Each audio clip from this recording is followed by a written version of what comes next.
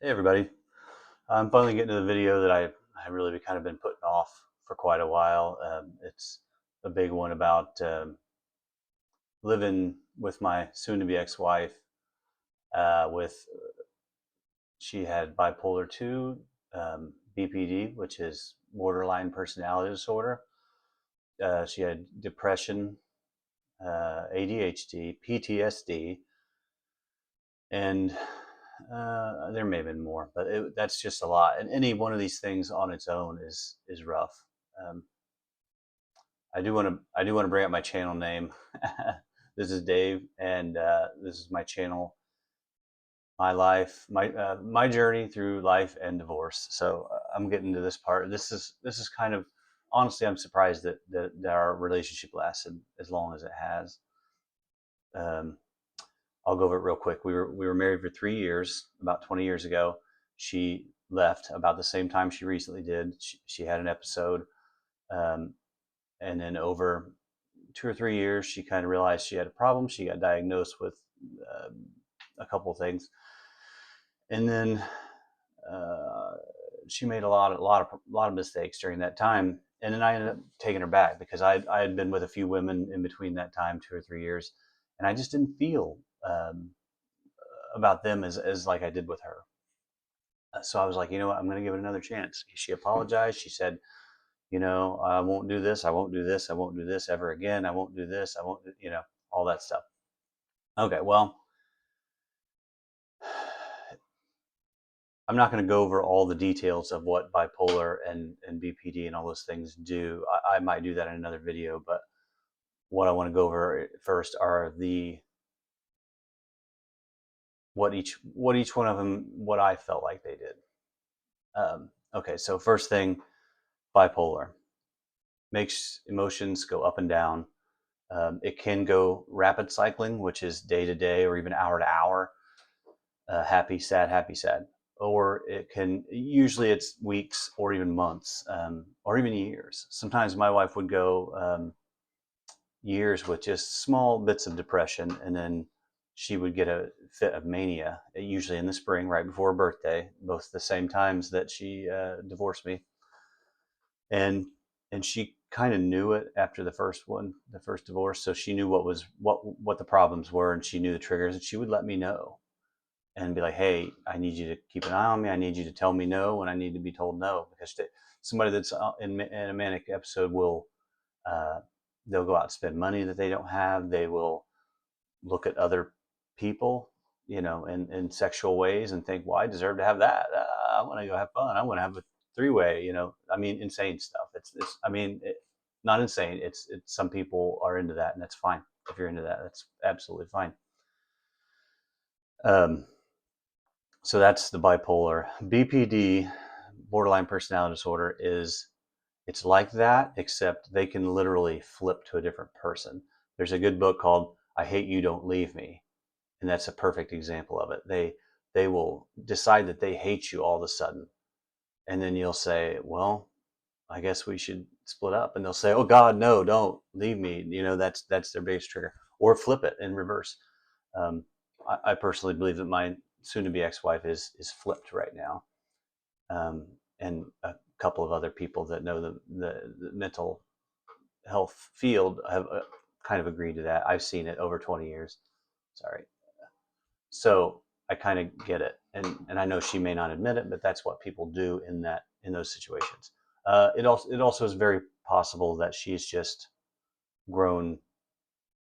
I don't want to say grown tired of me, but she's one of the excuses that she said was she grew apart. She grew into a different way than I grew. We're about 8 years apart, and that very well could have something to do with it. That's probably one of my biggest issues. Well, one of her biggest issues, that she was 18 when we met, and I was 26. So probably my fuck up.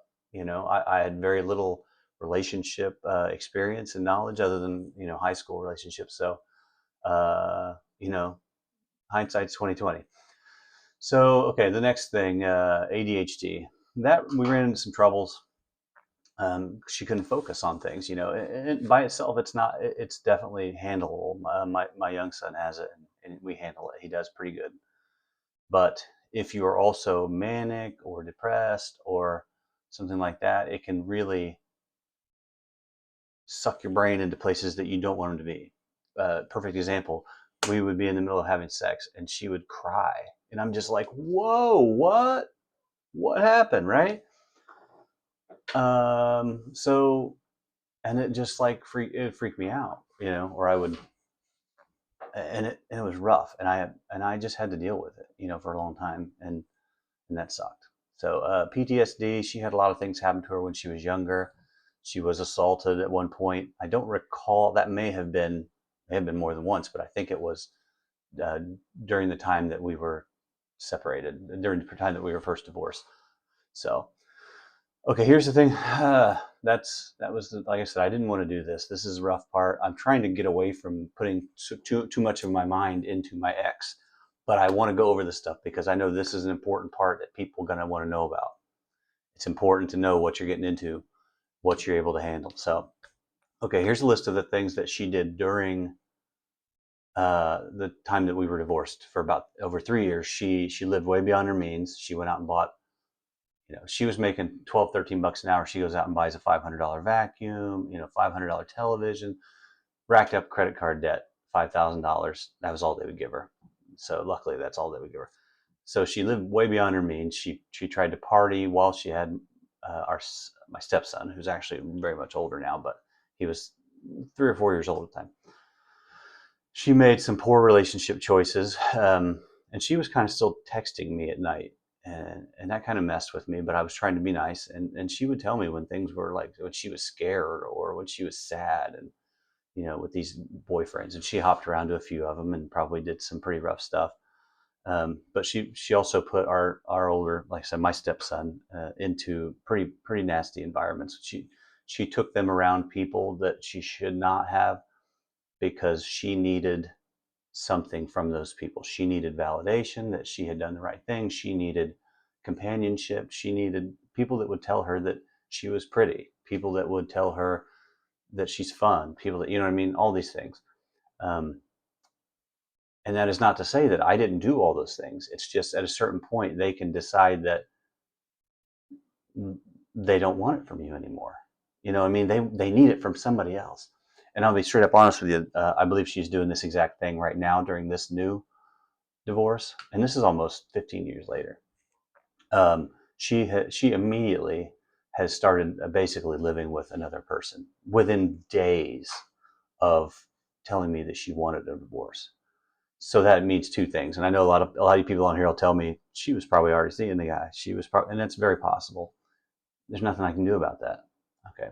So the next thing that she did while she was away from me during the first divorce, she got pregnant. So another bad choice, at some point. Well, she came to me crying, and I was with somebody at the time, but she came to me crying and, oh, well, I'm pregnant, I don't know what I'm going to do. And then all of a sudden I lost the baby. Well, honestly, coming from somebody with all these issues, she could have lost the baby. Very possible.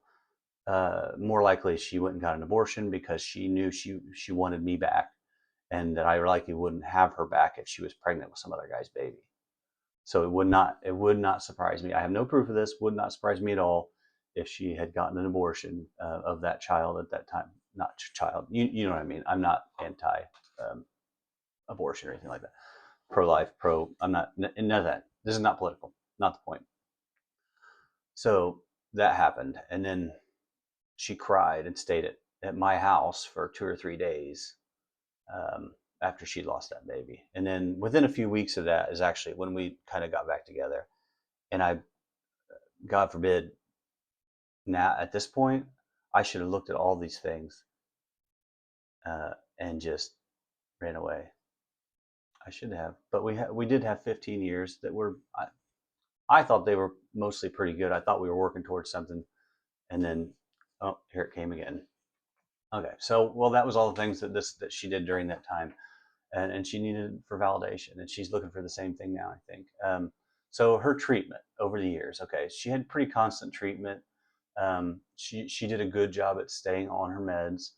I will say at times when she would go manic, or when she would feel like she needed to get out there, she would start drinking a little, and sometimes a lot. Well, if you know anything about these kind of meds, it negates them. So that can steamroll into, more and more and more problems. And she started drinking, of course, a few weeks before she decided she wanted a divorce this time. So all these things, I mean, if you know BPD and bipolar, all those things, it's like checking a box. I mean, everything down this list, but none of it matters now. She's moving out. She's gone. I filed for divorce. So, and sometimes medicines, people that are on these medicines, they will lose their efficacy. You don't know what that means. It means they just slowly stop working over time. They can build up in your body, in your bloodstream, whatever. There's lots of ways.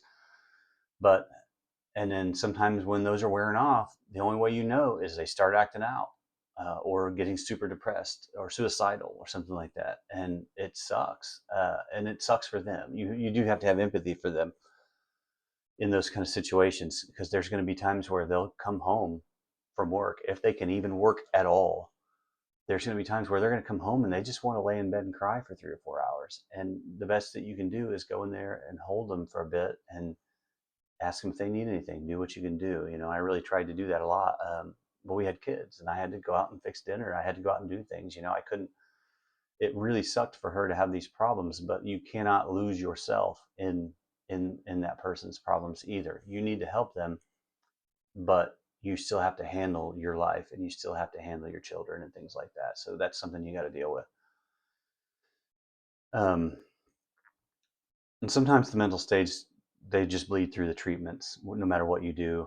Um, you can get, like I said a minute ago, a lot of times it's depression. There's nothing you can do about that. And it can go for weeks, it can go for months. And a lot of times it will, your significant other that has these things may lose their job. Mine was barely able to work, and this is something that's in the court documents now, but I'm not sure that she's worked over a year at a full-time job in almost 20 years. So be prepared for that. You're going to be mostly on one income or small income from that other person, because they're not going to be able to hold much of a job. And if, which means they're going to have high turnover jobs. You may substitute teach, work at a daycare, clean houses, laundry, things like that. They may do jobs like that. And you're going to have to deal with that. Okay, so I'm going to go in my second divorce now. I think she's making some mistakes, and I get it, and there's nothing I can do about it. At this point, I'm borderline like, do I even care? Do I even care that she's making these mistakes? I think that I'm at the point where I'm not even sure that she ever really loved me. The idea that she could immediately jump into another relationship doesn't necessarily mean much, because people that have these kind of problems, like I said, they need somebody there. She was telling me a month ago that she needed to be on her own so she could get better and heal. Well, when you have these kind of problems, you don't just get cured. If you find somebody that is willing to stick with you for almost 20 years while you're trying to commit suicide multiple times, telling them that you're not going to be around in 10 years, cheating on you 3 or 4 times, happened to me, literally stole money from me, $5,000 over time. I was giving her money to help pay off that first credit card debt when we got back together. I was giving her money every month, like $200 or $300 a month. And then I found out 5 years later into our new marriage that she had not been paying that. Not 5 years, but a while. That it had gone to a collections. And the only reason I knew that is because a collections thing came in the mail. So she stole, and I just forgave her. And I just said, you know what? I forgive you, but you are paying for this all on your own now from now on. Well, I mean, she still just stole $5,000 from her husband. You know what I mean? And also during that first 3 or 4 years that we were back together, she did cheat on me one time. Well, at least one that I know of. The one thing about people who have these kind of problems and depression and stuff is they don't go out much. So you kind of can keep an eye on them that way. So you know what I mean? If they start acting weird and staying out really late and stuff like that, that's when you start looking at other men. But anyway, I had a guy contact me, and he said, "Hey, I just need you to know I'm sleeping with your wife, or I was sleeping with your wife." And I think he told me because she cut him off, and I kind of had inklings of it, but I didn't even call me a simp for this if you want, and I feel like it. Uh, I didn't even let her know that I knew about it because I believe it now after some therapy. I believe it was a codependent thing. I didn't want to rock the boat. I loved my wife and I wanted her to be here with me. So yeah, so this time she brought somebody new immediately into our son's life as well. Almost everything that I've read and found out about what you should not do and what you should do in a divorce and with children, she's doing all the wrong things and I'm doing all the right things, which I mean, pat myself on the back. It doesn't fucking make me feel good. I do a lot of the analytical and data and gathering documents and stuff like that because it keeps my head busy. It makes me think of her less, even though this stuff has to do with her. It's me accomplishing something, accomplishing something. Sorry. So that's what that is. Now, what I want to bring up, this is one of the biggest things. With all these issues, bipolar and BPD and depression, all this stuff, there were a lot of times in our lives together where I just had to suck it up. And there like times where she would just turn off her love. And I realized what you're saying. How do you do that? How can you do that? You can have BPD, you can have bipolar. And it's just like, well, he said something to me that made me feel bad. So fuck him. And it's like, what? Like I've been with her for almost 20 years now, forgave her for everything she did, supported her through multiple suicide attempts and lots of hospitalizations. Um, she treated me terrible. What my therapist said was I lit myself on fire to keep her warm, and and it sucks to hear it that way because, like I said, I'll bring up the simp thing again. It's just it makes you feel like I was just letting everything go over the years, you know. And I think, like I said, it's a codependency and not anxious attachment style. But also, I'm very much on the secure. You know what I mean? It was like this much in the attachment and this much in the secure. And you can kind of tell that partially because I'm sitting here talking about it. If you can talk about it, you know, then you're probably thinking about it, which means, you know, you've learned. Um, Recently, she has talked to me about I have bad emotional intelligence. Um, that's bullshit. You cannot be with someone and live with them and love them through thick and thin for almost 20 years with bipolar, PTSD, all these things. I'm not going to go through them every time. You can't live with somebody like that and not have massive emotional intelligence. Now, I say that, but I'm going to bring up another book, and I'm going to go over this later. Another video. Stop walking on eggshells. I had to learn a long time ago when we first got back together. I put a lot of I'm not doing this. I'm not doing this. I'm not doing this. I'm not doing this. If you come back, I will forgive you for all this stuff. I'm not moving away. Don't ask me to move away. I like my home. I like my area. It's a good place to raise kids. I'm not moving somewhere. Um, don't ask me to, see other people. Don't cheat on me. Don't steal from me. Well, and some of these things she actually fucking did. So I fucked up and I let things go and I shouldn't have. And then, of course, over the years, those things came up. Somebody that has all these issues, ADHD, all this stuff, they will absolutely forget things, and it's sad because that they will forget amazing things that you've done for them. But by God, if it's a bad thing, no, they won't forget it. They'll forget the good things, though. My ex, literally, the other day, I was there, and she was talking to her mother at a therapy session for our son, and she said, "Oh, I'm going to go kayaking with blah, blah, blah, such and such, her new boyfriend." And of course, she wouldn't say that to me. I think she doesn't think I know as much as I know, but it doesn't matter. And she goes, "Oh, I've never been kayaking before." And I just wanted to say, "Yes, you have, dumbass. We did it like 4 or 5 years ago in Mexico." But it doesn't matter. And then she was like, she had told me about a month ago, there was a game that I liked, and I don't like that game, and I don't. And I'm just like, okay, I'm not sure why you brought that up at all. Well, literally earlier the last week, she asked me if I was going to a pre-release for this game. I'll just say what it is. It's Magic the Gathering. It's a card game. Uh, I'm going to have our son that week, and they usually start at about 6 and get done at like 11:30 or 12 at night. So I'm not going to do that. I'm not going to take him to that. She goes, "Well, that's okay. I wanted to go to it."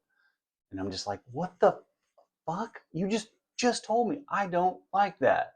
I don't like that game, and I don't care about that game." And all these things tell me she's looking for validation from this new guy. She's looking for a yes man. You know what I mean? She needs somebody that's going to tell her that, to confirm that what she's fucked up is right, is a good thing. Um, I've also seen in her face, and this is something over 20 years you can tell with somebody. She's fake happy. She's acting fake happy in front of me, in front of her mother, in front of our son, um, and probably in front of other people as well. Our other son could also tell, our older one and his girlfriend. They could tell that she was being fake happy. So I know she's not. She's probably still in a mental state, and that's fine. I'm at the point where I can't care anymore. But anyway, I want to go back a little bit. During the time, this is something everybody's going to have to decide whether they can handle. All these things that I've said, they're probably not going to do all of them. But I absolutely guarantee you, if they have both BPD and bipolar, they will want to leave at some point. They will cheat. They will steal. They will one of these, at least one of these things. They will go rack up a credit card debt. They will spend money that they ain't got. They might run out and get a dog or two dogs or something, bring them home without even talking to you about it. Um, you better be prepared for that, because that is going to happen. And what happened? Okay, this is the biggest thing, and I couldn't really explain this until after that I divorced this time. And I'm still in the middle of it, but what I had to do over the years is separate those chunks of time and say, okay, she has a mental disorder. I have to, I don't want to say ignore. I have to say, okay, this is because of the disease. This chunk of time is part of the disease. Well, this chunk of time is part. This chunk of time is part of the disease. This chunk of time. Well, sometimes that's not worth it to some people. My therapist asked me. She said, "Well, how much of that are you willing to put up with?" And I said, "Well, I wasn't done yet. I wasn't ready to give up yet. You know what I mean? I was still wanting to constantly work on things, and I wasn't ready to give up on her." Um, but there's going to be a lot of chunks of time where you're going to have to do that. You're going to have to say, "Well, I have to forgive her because of this." Now that's, you can call me a simp, but it takes a big man or a big woman. This isn't just women that have this happen to them. I will say that most of the time when men have BPD or bipolar, they become violent. A lot of those go to jail. So I will say that. Be very careful, ladies. If you have a husband or a significant other that has BPD and or bipolar, if they act at all irrational physically, be prepared to get the hell out of there. I will say that. That's one thing I've learned. But yeah, these things are going to happen. You better be prepared for these to happen. You better have decided if you can deal with it. You may or may not. So I just want you guys to know that these things can and will happen. And it's very likely to happen. And like I said, if the BPD, if they flip, it's like split. I said, sorry. If they split, um, you very well could be, they could be gone in a heartbeat. They could be gone. And there's only so many times you can deal with that. And I told mine, I said, I'm not doing this again. I I even told her at the last, I don't know, 3 weeks ago or so, I'm here until you sign the divorce papers. Until you sign those final papers, I'm still willing to work on things. And now, over about a month out, I'm almost like, maybe she's giving me an out. Maybe she's doing it on purpose because she feels like I don't deserve this. Like I don't deserve what she's putting me through. Subconsciously, maybe. Consciously, maybe she talked about every once in a while about being a burden. People that have these issues will feel like a burden sometimes. We spent between $8,000 and $15,000 or so dollars a year on her medical stuff. So it drained us. That was something that drained me as well. That was a pretty good chunk of my pay when I was the one that was mostly working. It it hit hard, and it was, I want to say, it snowballed as well, because you don't have money. You can't take that person out. You can't take your significant other out to these nice things, plays and things like that. I tried my best. I would try to find good ones. We'd go see plays, Young Frankenstein, fun stuff, like whenever we could, comedy shows. Whenever I could, I tried to take her to do fun things, but it was never enough. There's always going to be something with these two main conditions. The grass is always greener. The grass is always greener. The grass is always greener. You may have heard the 80-20 rule or the 90-10 rule. 80-20, and I think this applies to everybody, but mostly I've heard it with women, because mostly it's women who divorce. About 70% of the divorces are initiated by women. Um, they're 80% happy with their significant other, but some part of their brain thinks that they can go out and find that other 20% and literally have a 100% compatible, perfect person out there in the world. And it's just not possible. They may find somebody else that's an 80-20 that might shift. Okay, this 20 is now here. You know what I mean? They're not going to find 100%. It's not possible. Healthy relationships have differences, and they work through those differences. They work with each other. So yeah, this is I'm going to come to the end of this video. It's getting pretty long here. There may be a lot more questions on this. I'm happy to answer anybody's questions. Like I said, I've done this for almost 20 years now. I've lived with this person for a very long time, and I can answer a lot of questions for things in the list of treatments that we've gone through, what worked, what didn't work, what they are likely to do. Leave questions in the comments. If you want me to do a video on something specific, on a specific treatment, on a specific diagnosis, I will absolutely do that. I'm going to do some more videos. Honestly, I was going to do a lot more on bipolar and BPD specifics, but I will leave those alone because this one was hard enough for me to do. I'm going to try to stop doing videos about my ex. I'm going to stop trying to give excuses. I realized that, like I said earlier, the boxes, she did have an excuse, but it's, they still did, when somebody does these things, they're still doing it to you. And it doesn't make it feel better. Not always. It does. It allows you to have a little more, give them a little more leeway, but it will not make you feel better that they cheated on you, that you were felt to be not good enough for any amount of time. And that's not fair. And some people will be okay with it, and a lot of people will not be. And you do not have to feel bad if you leave somebody that has one of these conditions, if they do something that is terrible to you.